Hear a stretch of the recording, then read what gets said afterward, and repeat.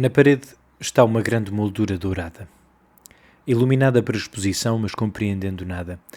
Dei com ela um dia de dezembro em 2019 na Fundação Calouste Gulbenkian. Parei à sua frente.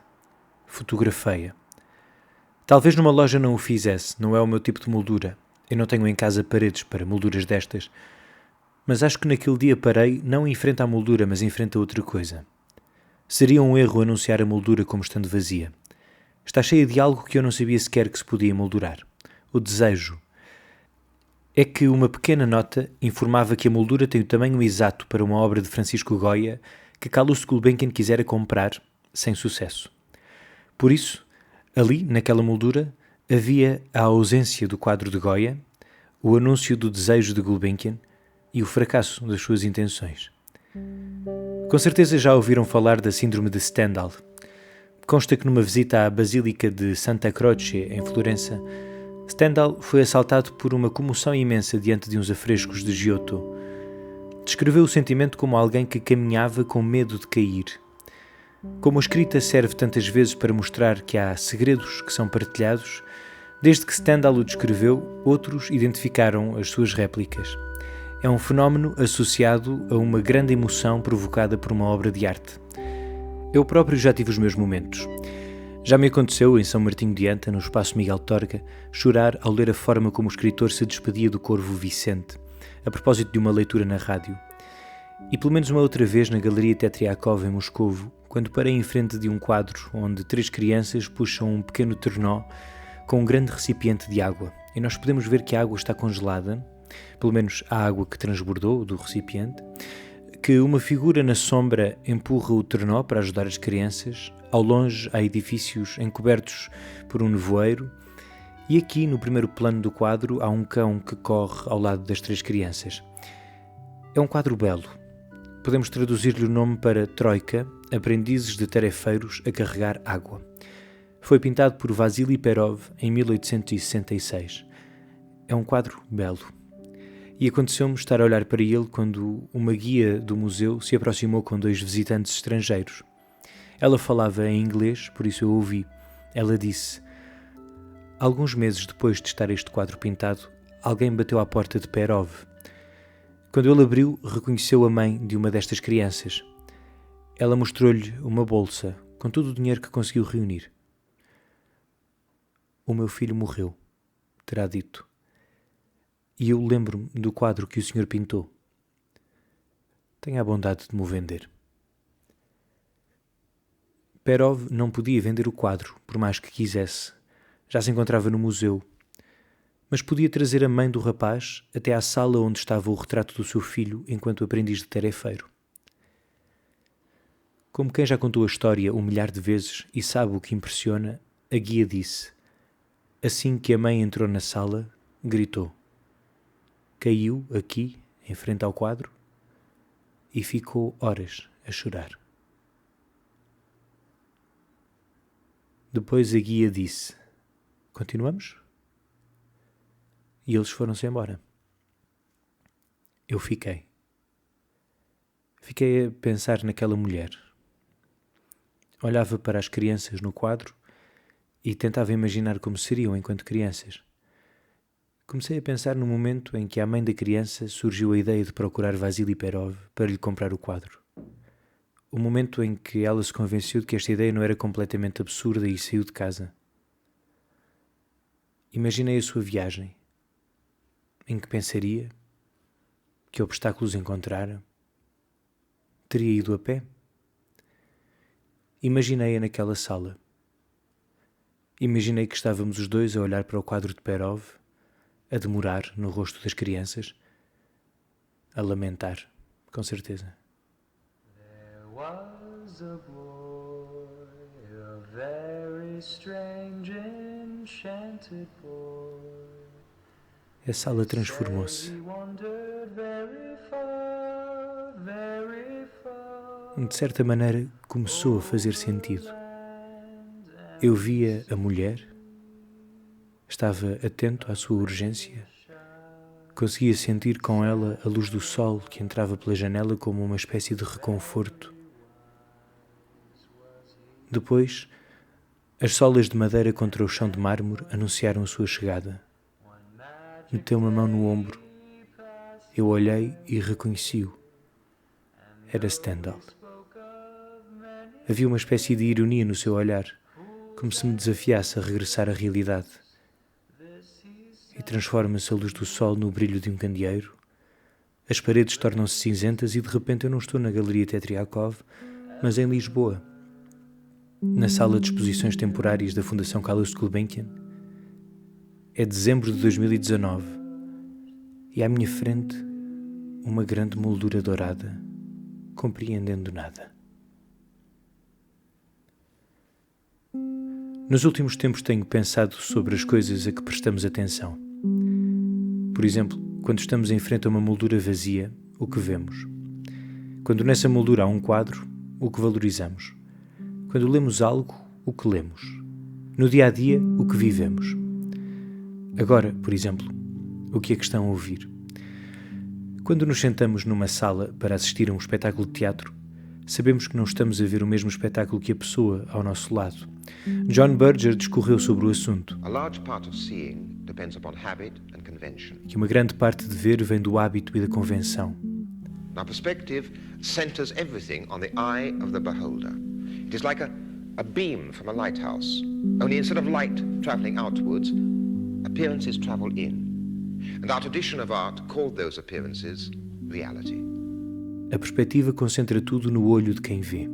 É como a luz de um farol, só que em vez de a luz sair, as aparências entram. A nossa tradição artística chamou às aparências realidade. A perspectiva fez do olho o centro do mundo visível. Perspective makes the eye the center of the visible world. But the human eye can only be in one place at a time. It takes its visible world with it as it walks. Mas o olho só consegue estar num lugar. E por isso somos, de certa maneira, cegos. Há muito que nos aparece à frente e que simplesmente não vemos.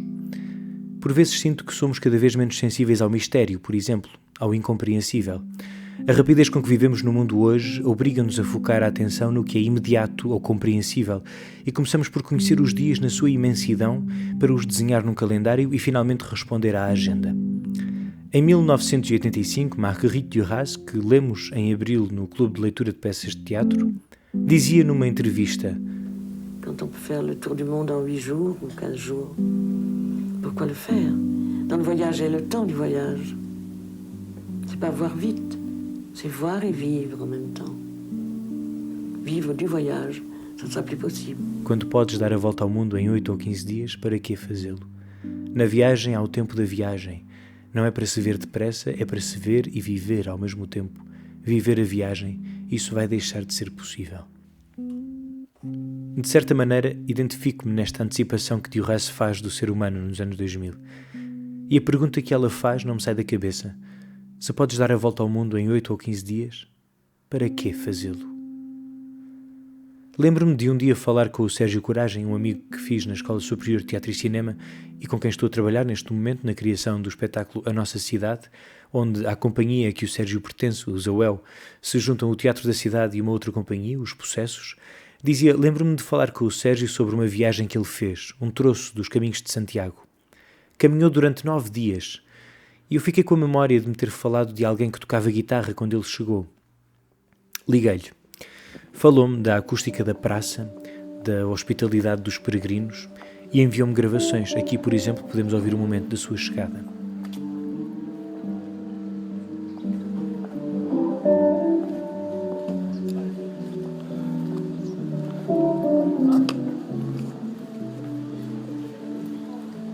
Chico, ¿desde dónde vienes?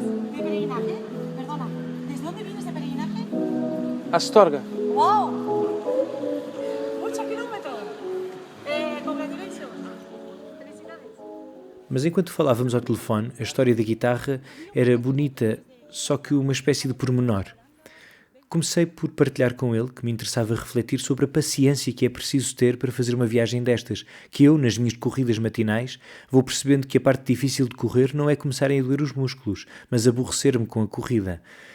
E como eu imagino que já estão cansados de me ouvir, deixo-vos aqui o testemunho do Sérgio. Andar com uma mochila às costas, não é? Com 11 ou 12 quilos. Epá, é mesmo uma coisa... Epá, é um bocado transcendente. Quem consegue levar aquilo até ao fim é um bocado transcendente. Porquê que achas isso? Porque é transcendente só no sentido em que eu, na minha vida, nunca tinha passado por aquela experiência, aquela dureza, porque é duro. E sinto que mentalmente, ou psicologicamente, se quiseres, e fisicamente, eu ultrapassei um limite qualquer que eu tinha. Ou seja, eu tinha na minha vida chegado a um ponto que era aquele e nunca tinha passado daquele ponto. E nesta caminhada eu senti que subi mais um bocadinho, ou seja, transcendi aquilo até onde eu tinha chegado. Entendes o sentido de transcender aqui? Sim, sim, sim. Pronto. E isto é ao nível físico e mental ou psicológico. O caminho é difícil. E realmente, se há alguma revelação que surge, tem a ver com algo que se revelou em ti, não é? De ti para ti. Vou dizer uma coisa que me aconteceu quase como se fosse uma compulsão, não é? Que foi quando eu cheguei a Santiago de Compostela, quando, pronto, cheguei ao fim daquilo tudo, não é? É emocionante pela experiência que foi que tinha nos últimos dias, o facto de estar com muitas dores nos joelhos, nas costas, aquilo foi um bocado sofrido e um bocado via sacra, e isso é um bocado... Tenho um bocado de alergia a via sacras. Mas depois, quando um gajo está lá, parece que aquilo faz mesmo parte. E eu estava tão...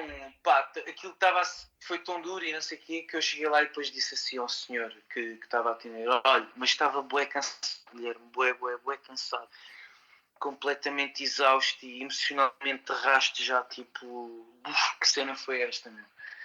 E disse: olha, o senhor não tem aí um sítio onde eu possa estar sozinho, só durante 5 minutos?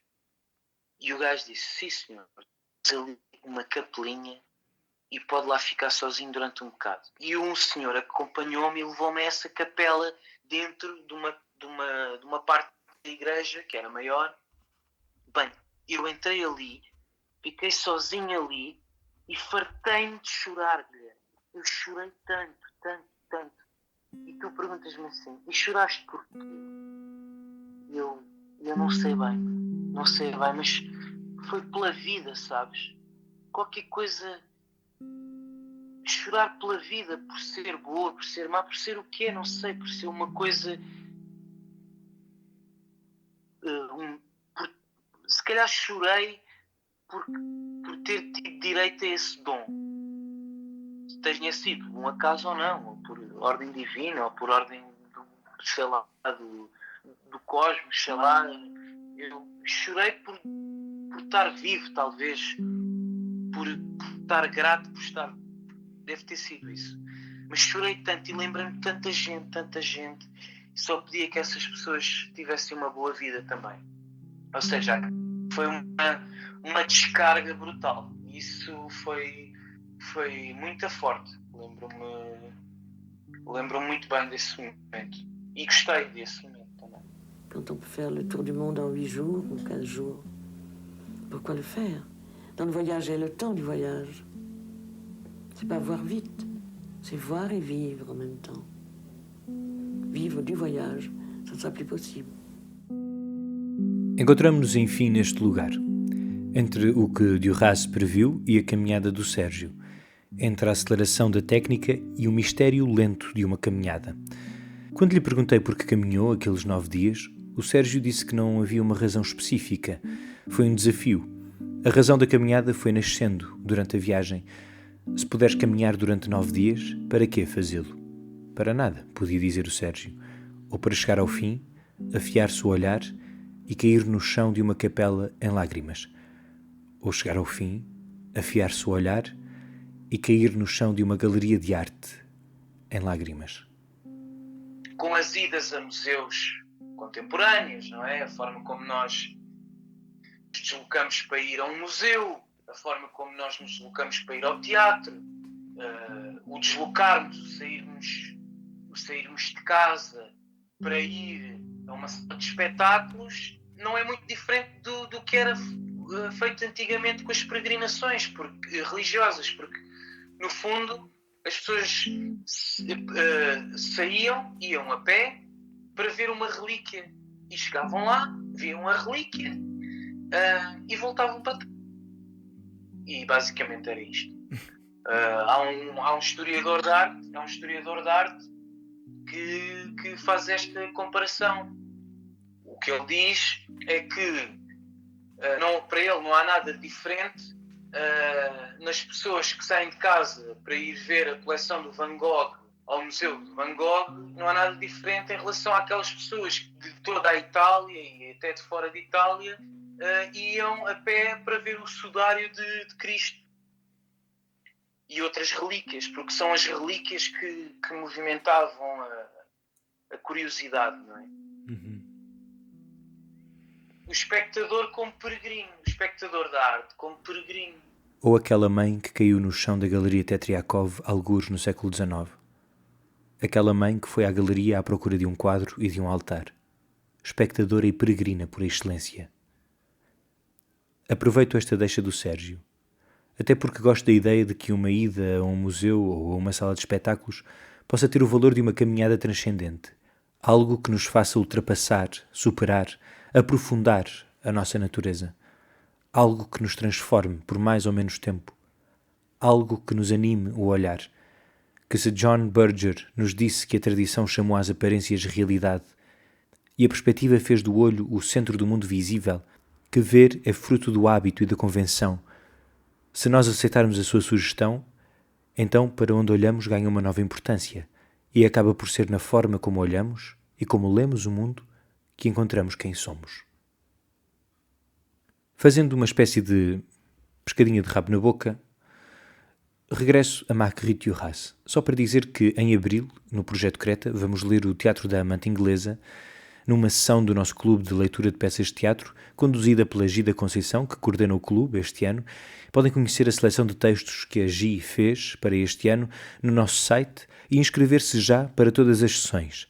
Mas antes, ainda vamos conversar com o Gonçalo Amorim sobre o princípio de um espetáculo logo no início do mês. Com os auditórios fechados, a conversa acontece por Zoom e podem inscrever-se no nosso site. Ainda em abril, desafiámos a companhia Mocho no Telhado a abrir as portas dos ensaios de Camarade, a sua próxima criação, num ensaio aberto. Podem encontrar mais informações também no nosso site. Este encontro, para além de permitir que conheçam um pouco melhor a forma como o espetáculo está a ser conduzido, pode levar a que, esperemos nós, deixem o eco das vossas vozes no trabalho desta companhia. Nos bastidores também estão a acontecer coisas. O Laboratório de Dramaturgia avança, fulgurante. São 10 dramaturgos, um pouco de todo o país, a escrever com Viseu na mira. E se passarem por Viseu em abril, não estranhem se cruzarem com a Kelly Freitas. É que ela estará pela cidade a pesquisar para a escrita do seu episódio de O Lugar de Onde se Ouve. E agora, antecipando um pouco o que se segue no Projeto Creta, mas sempre a propósito, em maio nós vamos começar com uma série de exercícios de escuta, que consistem no seguinte: no Passeio dos Cónegos, na sede de Viseu, numa varanda, no ponto mais alto da cidade, 3 atores vão ler sobre os sons da cidade um conjunto de textos, provocando os espectadores a escutar o diálogo que se estabelece entre o texto e a cidade. Começamos com um encontro entre André Albuquerque e Fernando Pessoa. O André vai ler Álvaro de Campos, mas porque é tão oportuno, e porque estive agora a trabalhar com o André, pedi-lhe que lesse um poema de Alberto Caeiro. E é assim que terminamos esta carta. Imaginem, se quiserem, que estamos numa varanda alta de onde podemos ver a cidade inteira, seja Viseu ou outra qualquer. É o final de uma tarde de primavera e nós podemos ouvir os sons da cidade ao final do dia. Alguém que se despede, um carro que passa, uma porta que se fecha. O André entra na varanda, senta-se numa cadeira, abre um livro e começa a ler. Da minha aldeia, vejo quanto da terra se pode ver do universo. Por isso, a minha aldeia é tão grande como outra terra qualquer. Porque eu sou do tamanho do que vejo, e não do tamanho da minha altura. Nas cidades a vida é mais pequena que aqui na minha casa, no cimo deste outeiro. Na cidade, as grandes casas fecham a vista à chave, escondem o horizonte, empurram o nosso olhar para longe de todo o céu. Tornam-nos pequenos porque nos tiram o que os nossos olhos nos podem dar. E tornam-nos pobres porque a nossa única riqueza é ver.